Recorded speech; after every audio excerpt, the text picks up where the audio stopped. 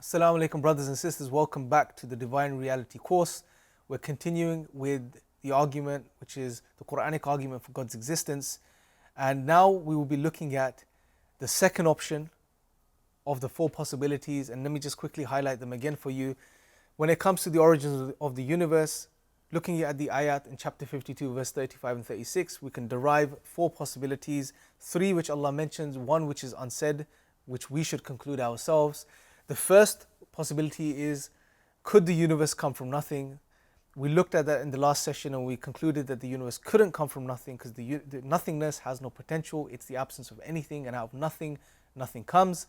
Now we're going to be looking at the second option, which is where Allah says, were they the creators of themselves? And the extraction here is, could the universe create itself? Now let's think about the concept of self-creation.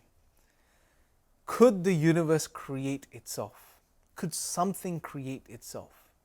I want you to conceptualize this and try to think about this in your head. How could this happen? How could the universe create itself? Is there a way this can work? And when you scratch your head a bit and you think about this, you realize that not only is this an impossibility, but it's a paradox. It's ridiculous. And the simple reason is, for something to create itself, it has to already be in existence. Let me repeat that. For something to create itself, it has to already be in existence. Now think about this. Imagine you have the universe here. And for this universe, which is probably just not, imagine it's not in existence right now, for it to create itself, it has to exist already. Now if it already exists, well then what does it mean to bring itself into existence? That's impossible because it already is in existence. It's already there. So for something to create itself, it has to already exist. And if it already exists, well then it can't create itself because it already exists. So this is a paradox. It just doesn't make any sense. So this is, it's as simple as that. We don't need to go any further. It's an impossibility. The universe could not create itself. This very point is articulated by Abu Sulaiman al-Khattabi. He states, this is even more fallacious argument, because if something does not exist, how can it be described as having power, and how could it create anything itself, essentially? How could it do anything? If these two arguments are refuted, then it is established that they have a creator, so let them believe in him. And this scholar of our tradition was specifically referring to the very argument that we are articulating now, many centuries ago. If I'm not mistaken, this is in the 4th century, if I'm not mistaken. This is like, 1,000 plus years, almost 1,000 years ago, right? So, this argument it's not something that we have deriven from the Quran itself. This has been there. Some of our scholars have engaged these very ayat and have derived a very similar argument. And Khattabi here is highlighting the same thing, that if these two initial points, there's something coming from nothing and self-creation, are not working and not possible, then he says, well, the only conclusion, which is the fourth option, that the universe was created by an uncreated creator, that's the only viable conclusion. But again, before we get there, we still have one more point to cover, which is the third option, going back to the ayah where Allah says, were they the creators of the heavens and the earth? What we can derive from this, because humans in this context are created, the heavens and the earth are created, therefore when Allah says, were they the creators of the heavens and the earth, what we derive from this is something created creating something else. And there's two ways we can look at this, but the first way is something created creating something else which is created, right? Now, is this a possibility? Could the universe, which we can say universe A, our universe, be created by universe B? Is this a possibility? Now, on the surface, if we stay to just this, which is universe A was created by universe B, which was created, yeah, sure. Our universe could have been created by another created universe. No problem. However, there is a problem, which is, well then what about universe B? If universe B is created or has a beginning, well then that requires an explanation. We can ask the question, what created universe B? Now we can say universe C. Well, then going to universe C, let's bring that into focus here. If universe C is created, we can ask the question, what created universe C? You could say universe D, which was created. Now let's shift over to universe D. Fine, universe D created universe C, which created universe B, which created universe A, but universe D is also created. Therefore, we can ask the question, what created universe D? And we can go on forever, ad infinitum. Now the problem here is if we go on forever, assuming and asserting created things creating other, or created universes creating other universes, which finally eventually created our universe, well, the problem here is you can't traverse the infinite, because if you have an infinite chain of created universes going on forever, well, there's nowhere to start ascending from, if you like. You can't traverse, there's nowhere to traverse from. And again, let me take your minds back to the argument from causality. We gave the example of the row of infinite dominoes. If there was a row of infinite dominoes that went on forever, well, the final domino would never fall, because there's an infinite dominoes that have to fall before the final domino falls. So it's an impossibility. To traverse the infinite is an impossibility. And therefore, if that was the case, if there was an infinite chain of created universes going on forever, well, our universe would not be here. We wouldn't be here right now. You wouldn't be watching this video right now. We wouldn't exist, because you would have an infinite chain to traverse before we got to us, and that's an impossibility. Let me give you another, if you like, thought experiment, which will really drive this point home and get us to appreciate this specific point. Imagine I want to go home, right? Imagine right now, say I'm in Scotland, right? And I live in London. And imagine that there is a bus that goes from Scotland to London. One bus that goes straight to London. Now, after this session, recording these sessions, I go to the bus stop and I want to go home. Now, for me to get on this bus that goes from Scotland to London, it requires a pound coin. I need to have a pound coin. However, I check my pockets and I don't have any pound coins. Now I'm in a bit of a pickle. How do I get on this bus? I need to go home. So what I do is I ask the person next to me that's standing at the bus stop, can you lend me or give me a pound coin so I can get on the bus, so I can go home? So the event, I want you to imagine this as the event of me going home, getting on the bus to go home to London, can only take place if the person next to me gives me a pound coin so I can give it to the bus driver. However, the person next to me says, well, I don't have a pound coin.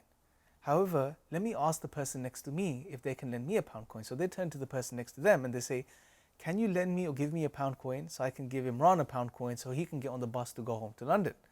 Now the person behind them is a nice person. They say, sure. However, I don't have a pound coin. So let me ask the person behind me or next to me if they can give me a pound coin so I can give you the pound coin so you can give Imran the pound coin so he can give the bus driver the pound coin so he can go home. That person does the same thing. Ask the person next to them. They say, I don't have a pound coin. I need to ask the person next to me. And they say the same thing. I don't have a pound coin. I have to ask the person next to me. And imagine for a second now, this chain of people that are asking for a pound coin from the person next to them, say this is an infinite chain. And this asking for a pound coin goes on forever, ad infinitum. It goes on forever. It's an infinite chain. Now here's the question. Would the event of me getting on the bus to go home ever take place if there's an infinite chain of people asking for a pound coin? The answer is no. I would never get on the bus and go home. So that event would never take place. In a very similar way, us existing today, our universe existing, that event would never take place unless there was the first cause that was not dependent on anything else, a necessary cause that began this whole motion, right, or this whole chain. In the same way, going back to the analogy of me getting on the bus, for me to get on the bus, there has to be a point in that chain, a break, a first person that gives the first pound coin, which finally makes it to me, and therefore that event takes place. In the same way, when it comes to the universe, there has to be a first uncaused cause that begins the motion, that creates, that's not dependent or doesn't require an explanation for its origin. So this is the problem of the infinite regress in a nutshell. And what this does is it highlights Sure, on a surface level, you can say, well, the universe was created by another universe which was created, but that's not an explanation. The most logical, the most rational, the most intuitive explanation is that the universe was created by an uncreated creator, who we refer to as Allah subhanahu wa ta'ala, right? Now, that's the first way I wanted us to look at this specific part of the ayah, or this specific section or option, which was, could the universe be created by another created universe? We've seen why that's impossible. But another way, or a simpler way to reflect upon this, is Allah's asking us in the ayah, were you the creators of the heavens and the earth? Another thing we can take from this is, well, the universe preceded our existence. So another logical point we could take from this is that, could the universe be created by something that came into existence after its existence? And again, this is impossibility, right? So in the case of the ayah, could we create the universe? No. From another perspective, we can't create the universe, although it's impossible for us to do so anyway. But we require the universe for us to come into existence. So then, if the universe precedes our existence, how could we possibly create it, right? So that's another, just a sort of a point to reflect upon. And then, therefore, we are only left with one possible conclusion, or the most logical, after going through this process of elimination. The only viable conclusion is that the universe and all that exists wasn't created by nothing, wasn't self-created, wasn't created by another thing which was created. But the most logical conclusion is that the universe and all that exists was created by an uncreated creator. And there's a very beautiful quote here by Sheikh Jafar Idris. He says, there would be no series of actual causes, but only a series of non-existence. The fact, however, is that there are existence around us. Therefore, their ultimate cause must be something other than temporal causes. Again, in a very beautiful way, summarizing that you can't have an infinite chain of causes that require an explanation. There has to be an infinite, eternal, uncreated, independent cause that created the entire universe. Al-Ghazali says, the same can be said of the cause of the cause. Now this can either go on ad infinitum, which is absurd, or it will come to an end. This is, again, summarizing the very same point, that the most logical explanation is not to say that the universe was caused by another cause which was caused or created, and this going on forever. This will be an absurdity. The only logical, rational conclusion is that the universe was created by an uncreated creator, uncreated cause. And as Allah says in the Quran, in the 112th chapter, Surah Ikhlas, verse 3, He neither begets nor is begotten. He is eternal. He has no beginning, He has no end. And Allah says, and is recorded in Sahih Muslim, O God, You are the first, there is nothing before You, You are the last, there is nothing after You. So brothers and sisters, just to summarize, as we have gone through these sessions, we have concluded that the universe has a beginning. And if the universe has a beginning, well, what explains the origins of the universe? There are four possibilities that we derive from the 52nd chapter of the Quran, verses 35 and 36, which are either the universe comes from nothing, the universe created itself, the universe was created by something else created, or the universe was created by an uncreated creator. We eliminated the first three possibilities, and the conclusion that we came to was that the universe was created by an uncreated creator. Now in the next session, we're going to be reflecting a bit more deeply upon this cause, because at the moment we've just concluded that there is an uncaused cause, an uncreated eternal cause for the universe. Now how do we go from that to more closely linking it to who Allah subhanahu wa ta'ala is? That's what we'll touch upon in the next session. So when you're ready, move on to the next section.